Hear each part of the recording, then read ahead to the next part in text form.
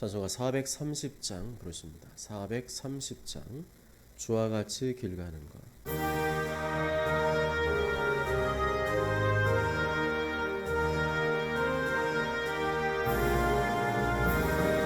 주와 같이 길 가는 것 즐거움이라는 것 우리 주님 걸어가신 발자취를 밟겠네.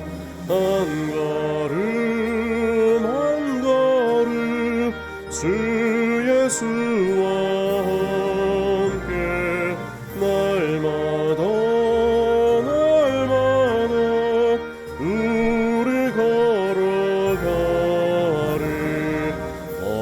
어린아이 같은 우리 미련하고 약하나 주의 손에 이끌려 생명길로 가겠네.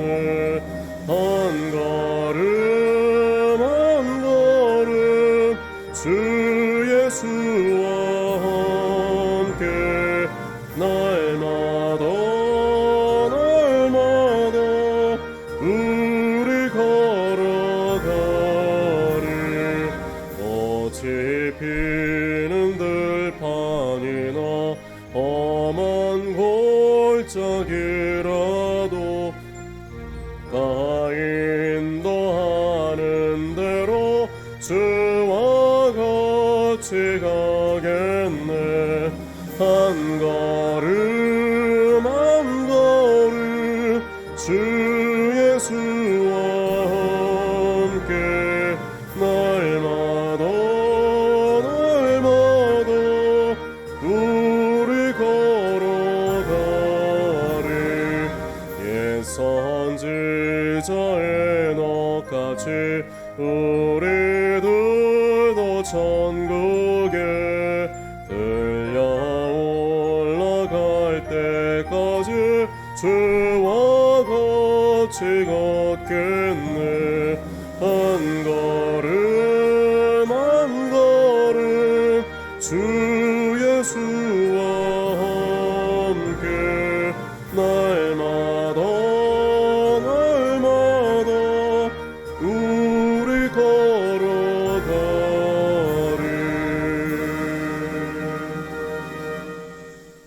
하나님 말씀은 마태복음 7장 13절과 14절입니다. 신약성경 마태복음 7장 13절과 14절 신약성경 10페이지에 있습니다.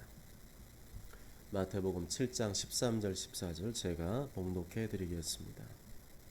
좁은 문으로 들어가라. 멸망으로 인도하는 문은 크고 그 길이 넓어 그리로 들어가는 자가 많고 생명으로 인도하는 문은 좁고 길이 협착하여 찾는 자가 적음이라. 아멘. 왜 자꾸 강요하세요? 라는 제목으로 하나님 말씀을 증거합니다. 예수님께서는 남녀노소 할 것 없이 온 인류를 구원하시기 위해 십자가에서 피 흘려 죽으시고 다시 3일 만에 부활하셨습니다. 예수님께서는 모든 사람에게 구원의 길을 열어놓으셨습니다. 누구든지 예수님을 믿으면 그동안의 모든 죄를 사하여 주시고 하나님의 자녀가 되는 길을 열어주셨습니다. 예수님께서는 아무도 차별하지 않으십니다. 아무도 거부하지 않으십니다. 누구든지 예수님을 믿으면 영원한 구원과 천국을 허락해 주십니다. 그렇지만 믿지 않고 거부하는 이에게는 영원한 심판과 지옥이 기다리고 있습니다. 이것이 공평한 것인가요? 불공평한 것인가요? 공평한 것입니다. 왜 그렇습니까? 신자든 불신자든 똑같은 복음을 들었기 때문입니다. 똑같은 복음을 들었지만 어떤 사람은 믿음으로 받아들이고 어떤 사람은 안 받아들이고 거부하였기 때문입니다. 누구의 책임입니까? 본인의 책임입니다. 본인이 거부한 겁니다. 그건 분명합니다. 그러니까 신자든 불신자든 하나님 앞에서 받게 되는 심판은 공평한 것입니다. 예수님이 세상을 이처럼 사랑하셔서 우리 인간을 너무나 사랑하셔서 십자가에 피 흘려 죽기까지 우리를 사랑하셨지만 전부 다 구원받게 되는 것은 아닙니다. 믿고 받아들이는 사람, 믿고 순종하는 사람을 구원하시는 줄 믿습니다. 그래서 내가 예수님 믿게 된 것이 일생일대 최대의 복을 받은 것입니다. 그것만으로도 할렐루야가 나와야 될 줄 믿습니다. 그것만으로도 모든 고난과 어려움 속에서도 감사가 나와야 정상인 줄 믿습니다. 아멘. 내가 구원받았다는 생각만 해도 자다가 벌떡 일어나서 하나님을 찬양하며 감사하며 영광을 돌려야 됩니다. 그렇다면 그 이후의 삶도 계속 그러해야 됩니다. 그 구원의 감격 속에서 살아야 정상입니다. 그 구원의 감격을 잊어버리고 사느냐 아니면 기억하며 사느냐, 그것이 구원받은 이후의 삶을 결정짓게 됩니다.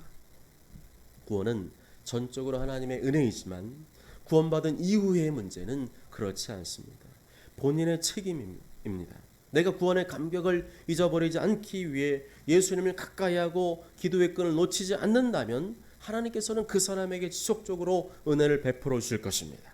그러나 날마다 예수님을 생각하지 않고 내가 하고 싶은 것, 내가 좋아하는 것만 생각하고 산다면 하나님의 은혜도 식어지게 될 것입니다.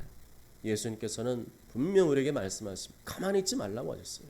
가만히 있는 것은 본인 책임입니다. 가만히 있지 말고 구하라, 찾으라, 두드리라 명령하신 줄 믿습니다. 그러면 하나님의 은혜를 받는 것이 공평합니까? 불공평합니까? 공평합니다. 왜 그렇죠? 누구에게나 공평하게 똑같은 말씀을 주셨거든요. 모든 성도에게 똑같은 말씀을 주셨습니다. 구하라, 찾으라, 두드리라. 분명히 누구에게나 공평하게 말씀하셨기 때문입니다. 그런데 알고도 본인이 그렇게 안 한 것이기 때문에 본인의 책임입니다. 그렇게 계속 구하고 찾고 두드리며 살면 계속해서 하나님께서 은혜를 부어주십니다. 더 믿음이 자라고 성장하게 됩니다. 그렇지만 날마다 구하고 찾고 두드리지 않으면 아무 생각 없이 그냥 살게 되고 자기 하고 싶은 대로 살게 되고, 그렇게 하면 받은 은혜도 다 까먹게 됩니다. 그렇게 살다가 어느 날 내가 죽게 되었습니다. 날마다 깨어서 기도하며 주님의 뜻을 구하고 충성을 다한 사람은 당연히 말씀대로 구원을 받게 되겠죠. 그렇지만 날마다 게으름 피우고 자기 멋대로 살다가 온 사람은 말씀대로 구원을 받지 못하게 될 것입니다. 그러면 이것은 공평한 것입니까? 불공평한 것입니까? 공평한 겁니다. 똑같은 말씀을 들었거든요. 똑같은 말씀을 들었는데 어떤 사람은 그 말씀을 듣고 그대로 믿음으로 순종했고, 어떤 사람은 듣고도 알고도 게으름과 불순종으로 반응하였기 때문입니다. 결국에는 누구의 책임입니까? 본인의 책임입니다. 본인의 책임. 그래도 나는 예수님 믿으니까 무조건 천국에 갈 거라고 생각하십니까? 그러면 그 성경에서 말하는 진짜 구원이 맞습니까? 요한복음 3장 16절 맞습니다. 그거는 우리가 그 믿음을 통해서 구원받게 되었습니다. 그런데 그것만 생각해서는 안 된다는 겁니다. 그보다 더 많은 부분에서 말씀하고 있는 하나님의 뜻을 우리가 생각해 봐야 됩니다. 우리는 말씀 읽을 때 사심 없이 편견 없이 순수하게 있는 그대로 받아들여야 될 줄 믿습니다. 성경에 믿는 사람에 대한 경고의 말씀이 있습니까? 없습니까? 믿는 사람, 예수님 믿는 사람에 대한 경고의 말씀이 있습니까? 없습니까? 있습니다. 그러면 그 말씀이 그냥 경고의 말씀일까요? 아니면 실제로 그렇게 된다는 말씀입니까? 실제로 그렇게 된다는 말씀입니다. 그것을 믿는다면, 정말 그 말씀 믿는다면 대충 살 수 있습니까? 불가능합니다. 절대 그렇게 살 수가 없습니다. 예수님께서 이 땅에 오셔서 대충 살다 가셨습니까? 그냥 대충 편하게 살다 가셨습니까? 아니면 충성을 다하며 사셨습니까? 충성을 다하며 사셨습니다. 자기의 목숨까지 바칠 정도로 하나님 아버지께 충성을 다하셨습니다. 아브라함의 믿음도 그러한 것이었습니다. 그렇다면 성경은 하나만 얘기하는 게 아니라 둘 다 이야기하고 있는 것입니다. 예수님 믿음으로 값없이 구원을 얻지만 행함이 없는 믿음은 죽은 믿음이다. 아름다운 나무가 나쁜 열매를 맺을 수 없다. 나더러 주여 주여 하는 자마다 다 천국에 들어가는 것이 아니다. 이 말씀을 듣고 진지하게 반응하는 사람이 믿음의 사람이고, 이 말씀을 듣고도 콧방귀 뀌는 사람이 불신자입니다. 불신의 사람은 구원받지 못합니다. 하나님의 말씀을 한 귀로 듣고 한 귀로 흘려보내는 사람은 불신자라고 할 수밖에 없습니다. 정말 그렇게 성경대로 될 것이라고 믿는 사람은 대충 살 수가 없습니다. 하와처럼 내 눈에 보이는 대로 살 수 없습니다. 내 마음대로 살 수 없습니다. 욕심대로 살 수 없습니다. 그러다가 실수하고 잘못하는 것은 하나님께서 불쌍히 여겨주시죠. 그렇지만 끊임없이 알고도 안 하는 사람, 알고도 불순종하는 사람, 알고도 죄짓고 타락하는 길로 가는 사람은 거룩한 성에 들어가지 못할 것입니다. 계시록 22장 15절에 개들과 점술가들과 음행하는 자들과 살인자들과 우상숭배자들과 및 거짓말을 좋아하며 지어내는 자는 다 성 밖에 있으리라 분명히 말씀하셨습니다. 여기서 말하는 이 사람들이 누굽니까? 신자입니까? 불신자입니까? 신자입니까? 불신자입니까? 신자입니다. 신자. 예수님 믿는 신자 중에 이렇게 사는 사람들 성 밖에 있을 것이다. 요한계시록에 말씀해 두셨습니다. 신자인데 일평생 불신자처럼 살았다는 겁니다. 불순종의 삶을 살았다는 겁니다. 그런 사람들은 다 성 밖으로 쫓겨나게 된다는 겁니다. 우리는 성경을 읽을 때마다 이 말씀이 누구를 대상으로 하신 말씀인가를 잘 분별해야 됩니다. 불신자에게는 그럴 말씀 하실 필요도 없어요. 아예 처음부터 심판의 대상입니다. 그러나 신자도 불순종의 삶을 살아가면 심판의 대상이 될 수 있음을 기억하시길 바랍니다. 십자가 구원이 정말 귀한 줄 안다면 그렇게 살 수 있습니까? 비싼 줄 알면 그렇게 할 수 있습니까? 비싼 물건이나 자동차는 애지중지 소중히 여기면서 하나님의 아들의 핏값을 그보다 못한 것으로 여기는 사람이 과연 천국에 들어갈 수 있겠습니까? 그 믿음이 가짜이면 못 들어갑니다. 가짜 믿음, 죽은 믿음, 잠자는 믿음은 어떻게 들어갑니까? 신앙 고백은 진짜인지 몰라도 그 삶을 보니까 가짜인데 어떻게 그 신앙 고백을 진짜로 인정해 줄 수가 있습니까? 우리 중에 내 자식을 귀하게 여기지 않는 부모는 한 사람도 없습니다. 내 자식 귀한 줄 아니까 어떻게 합니까?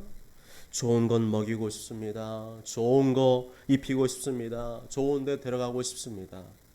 그런데 왜 예수님께는 그렇게 안 합니까?